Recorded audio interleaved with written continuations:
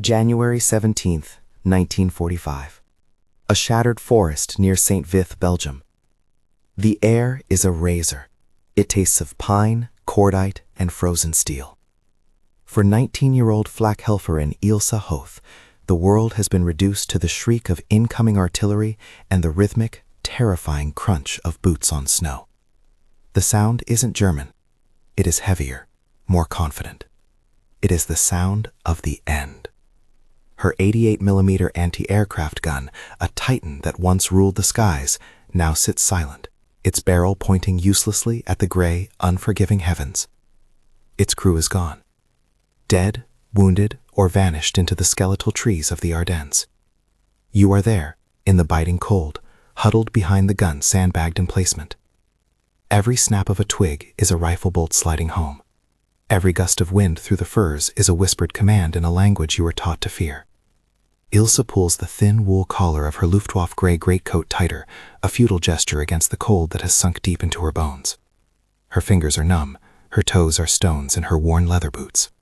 For 3 days, her unit has been in retreat, a chaotic, stumbling withdrawal from the collapsing German salient. The great offensive, the one they were told would throw the Allies back into the sea, has failed. Now, the hunters have become the hunted. The world erupts. Not the familiar thunder of their own guns, but the deep, guttural cough of an American M4 Sherman tank's main cannon. The shell screams overhead and detonates somewhere behind her, showering the position with frozen earth and splintered wood. She flattens herself against the snow, her heart a frantic drum against her ribs.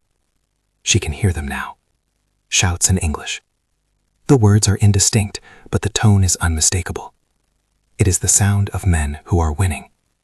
Ilse had been a student in Hamburg just a year ago, dreaming of university. Then the summons came. The fatherland needed its daughters. She was trained not to fight, but to support. To track the silver glints of Allied bombers in the sky. To calculate their speed and altitude. To feed the data to the gunners. But the front has no such distinctions. Here, everyone is a target. Another sound joins the cacophony. A metallic, methodical clatter. The sound of a machine gun being set up. It's close. Frighteningly close. Peeking over the frozen sandbags, she sees them. Figures in olive drab, their distinct M1 helmets making them look like turtles hunkered against the storm of war. They move with an economy of motion she has only ever seen in newsreels. They are not the clumsy, decadent cowboys of the propaganda posters. They are professionals. Her training officer's voice echoes in her head, a phantom from a world that no longer exists. Never be taken alive. The Amerikaner is not a soldier. He is a wolf. For the German woman, capture is a fate worse than death. She remembers the stark, graphic posters depicting American soldiers as grinning ghouls, their arms wrapped around blonde, screaming German girls. She remembered the whispers among the other auxiliaries, stories passed down from the Eastern Front about the Russians, stories they were told applied just as much to the Western Allies. They would strip you, for pleasure, for humiliation, before the real horror began. A rifle cracks nearby. The sharp, singular report of an M1 Garand. A ping follows as the N-block clip is ejected. Ilse squeezes her eyes shut. She has no weapon, only a small satchel with a photo of her family and a half-eaten biscuit. She is no soldier. She is a girl in a uniform, freezing to death at the edge of the world. The shouting gets louder. One voice detaches itself from the rest, barking an order. The crunching of snow is right on top of her now. A shadow falls across her small corner of the war. She forces her eyes open. A large figure looms over her, his face grim beneath the rim of his helmet. He is enormous, bigger than any man she has ever seen. He raises his rifle. Ilse opens her mouth, but no sound comes out. All she can do is stare into the face of the wolf she has been warned about her entire life. The American soldier doesn't fire. He lowers the rifle slightly, his eyes scanning her, taking in the gray uniform, the youth in her face, the terror in her eyes. He says something, a short, guttural phrase in English. It means nothing to her. It is the language of the enemy, the sound of the beast. He gestures with the barrel of his Garand, a sharp, impatient flick of the wrist. Up. Get up. Slowly, clumsily, Ilse pushes herself to her feet. Her limbs are stiff with cold, her movements sluggish. Her soaked greatcoat feels like a shroud of lead. Other Americans are appearing now, fanning out through the shattered gun position, their weapons held at the ready. They check the bodies of her crewmates with a detached, professional air, kicking aside spent shell casings, their faces impassive. There is no triumph in their expressions, no gleeful victory, just a grim, weary efficiency. This, somehow, is even more terrifying. This is not the wild, barbaric horde she was promised. This is a machine. She is shoved forward, her hands raised high above her head. The cold air bites at her exposed wrists. She joins a small, shuffling line of other captives. A young boy from the Hitler Youth, no older than 15, his face streaked with tears and dirt. An old Folkstorm man, his First World War-era rifle lying discarded in the snow. They are the dregs of the Third Reich's army, the last desperate levy. The Americans search them quickly, expertly, confiscating a pocket knife from the old man, a locket from the boy. When a soldier pats down Ilse's coat, his hands brushing her sides, she flinches violently, a strangled gasp escaping her lips. The soldier just grunts and moves on, uninterested. You feel the slow, creeping dread building. Every moment, every action is filtered through the lens of propaganda. The soldier's efficiency is not professionalism, it's cold-blooded indifference. Their silence is not discipline, it is the quiet of predators stalking their prey. The march begins, away from the front, deeper into the American lines. It is a slow, agonizing procession through the frozen forest. The snow is knee-deep in places, and with every step, more of it soaks into Ilse's boots and the hem of her coat.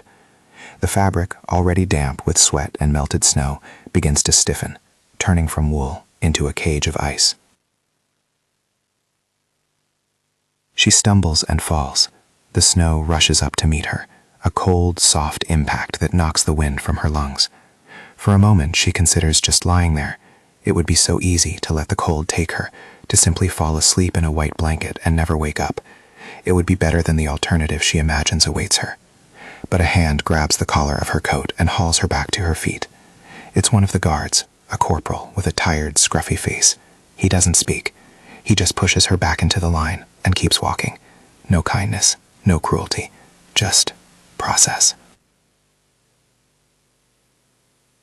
They reach a road, churned into a muddy, icy mess by the tracks of tanks and trucks. Awaiting them is a GMC Deuce and a Half, its canvas trevor flapping in the wind. A different type of soldier is here. These men wear armbands with the letters MP in stark white, military police. They are larger, their expressions harder. One man in particular stands out, a sergeant. He is built like a brick farmhouse, his shoulders straining the fabric of his winter coat. He carries a Thompson submachine gun with a casual authority that speaks of absolute power in this small, frozen kingdom. He watches the prisoners being loaded onto the truck, his eyes like chips of flint. As Ilse waits her turn, her body begins to shake uncontrollably. It is not just from fear anymore. It is a deep, violent shivering that racks her entire frame, making her teeth chatter so loudly she can hear it over the idling engine of the truck. Her wet coat is actively stealing the life from her, a process as relentless as the tide. The big MP sergeant's gaze sweeps over the prisoners and stops, locking onto her. He sees her shaking. He sees the blue tinge of her lips, the waxy pallor of her skin. His expression changes. It is not pity. It is something else. Recognition. He starts walking toward her, his heavy boots crunching on the icy gravel. Each step is a hammer blow against Ilse's heart. He is coming for her. The political officer was right. It's starting. Sergeant Frank Miller of the 701st Military Police Battalion did not have time for this. He had a convoy of prisoners to process, a blown-out bridge to route traffic around, and a persistent, throbbing ache in his back from sleeping on the frozen ground for 3 weeks straight. He was a cop from Toledo, Ohio, not a nursemaid, but he knew a medical emergency when he saw one. He had seen it before in the Hurtgen forest, the 1,000-yard stare, the violent, uncontrollable shivers, the waxy skin. It was advanced hypothermia. The girl was dying on her feet. A dead prisoner was a mountain of paperwork. He strode toward her, his mind already on the solution. Get the wet clothes off, get her warm, simple. He barked an order, more to himself than to her. Hey, you, get over here, now. The girl just stared at him, her eyes wide with a terror he couldn't immediately place. She looked like a spooked deer. Miller sighed. He didn't have the time or the vocabulary to explain it to her in German. Action would have to do. For Ilse, the world narrowed to the approaching American. He was a giant, a caricature of brute force from her darkest nightmares. The words he spoke were meaningless noise, but his tone was harsh, demanding. He was closing the distance, his purpose clear in the set of his jaw. Her mind screamed, "This is it. This is how it happens." She took a half step back, her frozen boots skidding on a patch of ice. Miller saw her recoil, and his patience, already worn thin by the war, snapped. He closed the remaining distance in 2 long strides, and his hand, huge and gloved, shot out and clamped onto the front of her greatcoat. The fabric was stiff, crusted with ice. It felt like grabbing a sheet of frozen canvas. The touch was like an electric shock. A primal animal fear erupted in Ilse's chest. The stories, the warnings, the posters, they all coalesced into this single terrifying moment of contact. All she could feel was the raw strength in his grip, the sheer power of this man who held her fate in his hand.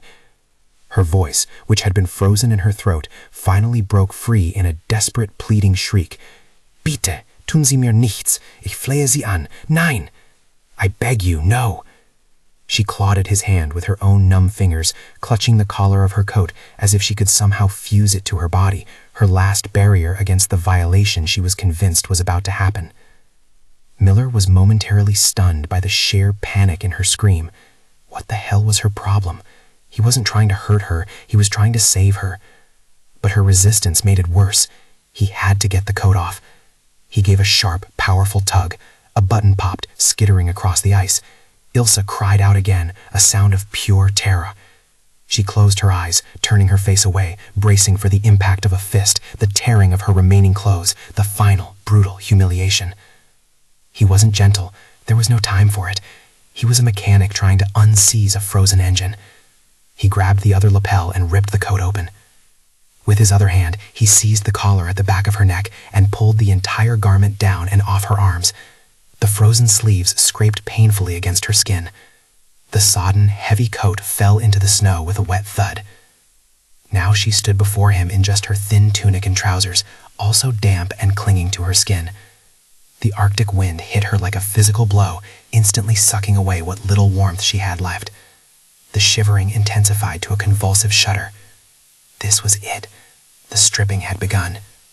She waited, her entire being clenched like a fist, for the next move from the monster in front of her. She could feel his presence, could smell the scent of wet wool, stale cigarette smoke, and something metallic on him.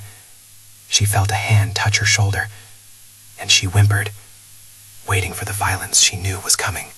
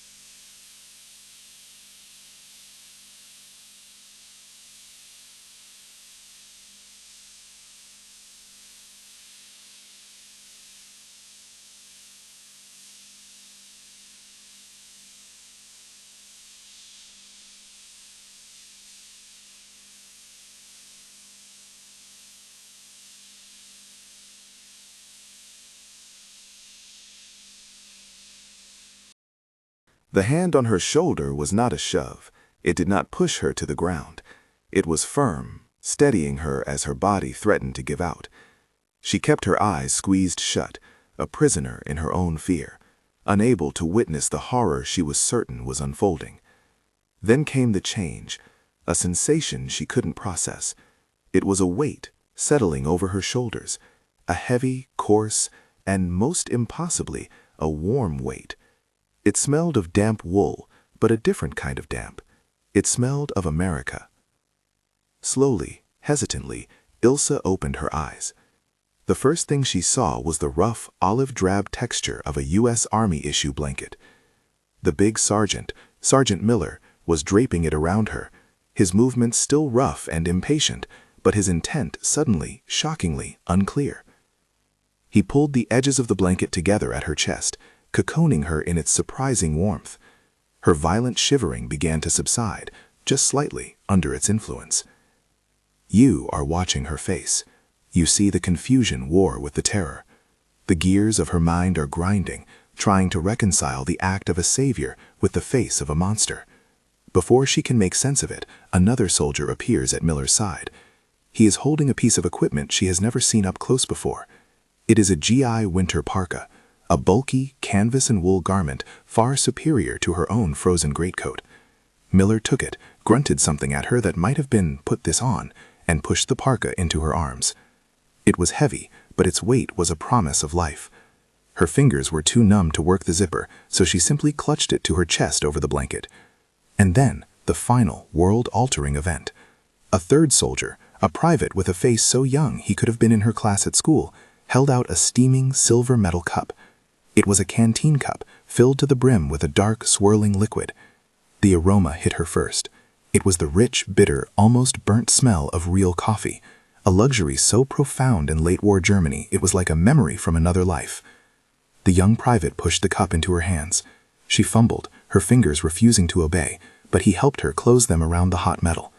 The heat was a shock, a pain that was also a pleasure, slowly seeping into her frozen hands. She raised the cup to her lips, the steam warming her face. She took a sip. It was brutally strong, scaldingly hot, and unsweetened. It was the most wonderful thing she had ever tasted. A wave of heat spread from her throat down into her chest, a frontline assault against the cold that had laid siege to her body. Ilsa looked up from the cup. She looked at Sergeant Miller. He wasn't looking at her anymore. His attention had already moved on. He was yelling at a truck driver who was trying to turn around in the narrow road, his focus entirely on the next logistical problem. He hadn't done it for her. He had simply done it. It was a task, like clearing a jam in his Thompson or changing a flat tire. He hadn't stripped her for pleasure. He had stripped her for survival. Her survival. She looked around at the other prisoners. None were being mistreated. A few were being given K-rations. The wounded were being separated, presumably for medical attention. The scene was not one of cruelty or barbarism. It was a scene of weary, overworked men managing the messy, human debris of a battle. The entire foundation of her fear, a structure built brick by the propaganda ministry, was crumbling. The wolves were just men. Tired, cold men doing a job. She took another deep sip of the hot coffee, the warmth spreading through her veins, and for the first time since her capture, she felt something other than terror. She felt a profound, earth-shattering confusion. The fire was a living thing, a crackling, hungry beast in the ruins of a Belgian farmhouse. It devoured the splintered furniture fed to it by the American MPs, spitting sparks into the darkening sky. Ilsa sat as close as she dared, wrapped in the heavy GI parka over the wool blanket. The coffee cup was empty, but she still clutched it, leaching its last remnants of warmth. The shivering had finally stopped, replaced by a deep, bone-weary exhaustion. The immediate threat of freezing to death was gone.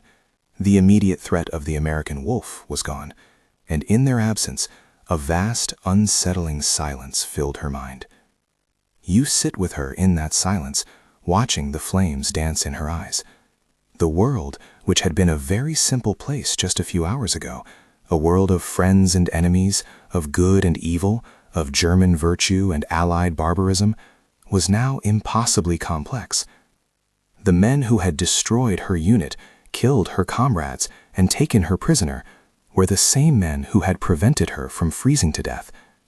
The monster who had terrified her with his aggressive strength had used that same strength to save her. How could both be true? This was the quiet, unseen battlefield of 1945, not a clash of armies, but a collision of realities. For years, the Nazi propaganda machine, masterfully orchestrated by Joseph Goebbels, had worked to build a fortress in the minds of the German people. It was a fortress of fear. The Americans, they were told, were gangsters and degenerates. The British were greedy colonialists. The Soviets were subhuman Bolshevik hordes. As the Allied armies closed in on the Reich from east and west, this propaganda reached a fever pitch. It was designed to do exactly what it had done to Ilse, to create a terror of capture so profound that civilians and soldiers would fight to the last bullet, the last man, the last woman. It was a lie designed to prolong a war that was already lost, to fertilize the soil of Germany with more of its own blood. And here, in the rubble of that war, the lie was dying. It was not being defeated by a counter-propaganda broadcast or a leaflet drop. It was being dismantled by a single mundane act of humanity. Or perhaps not even humanity, but pragmatism. To Sergeant Frank Miller, sitting on a crate and field stripping his Thompson, the German girl was a problem to be solved. A hypothermic prisoner was an inefficiency. A warm, live prisoner could be marched to a POW cage and forgotten about. He was not thinking about winning hearts and minds. He was thinking about getting through another day. He was a product of a different world, a world where practicality often outweighed ideology. The average GI wasn't an ideologue. He was a mechanic from Detroit, a farmer from Iowa, a cop from Toledo, who just wanted to finish the job and go home. Ilse looked over at him. The firelight carved deep shadows onto his face, making him look older, more tired than she had first thought. He was cleaning the parts of his weapon with a rag, his movements precise and practiced. He was not a monster. He was not a savior. He was just a soldier, on the other side of a war she was only now beginning to understand she knew nothing about. He had stripped away her frozen coat, and in doing so, he had stripped away a layer of certainty, a layer of hatred she hadn't even realized was there. In its place, he had left her with a warm parka and a cold, frightening question. If that was a lie, what else was a lie? The fear was gone, but the certainty was gone with it. She was adrift, a prisoner not just of the U.S. Army, but of a new and terrifying reality. The foundations of her world had been shaken, not by an artillery shell, but by the unexpected weight of a blanket.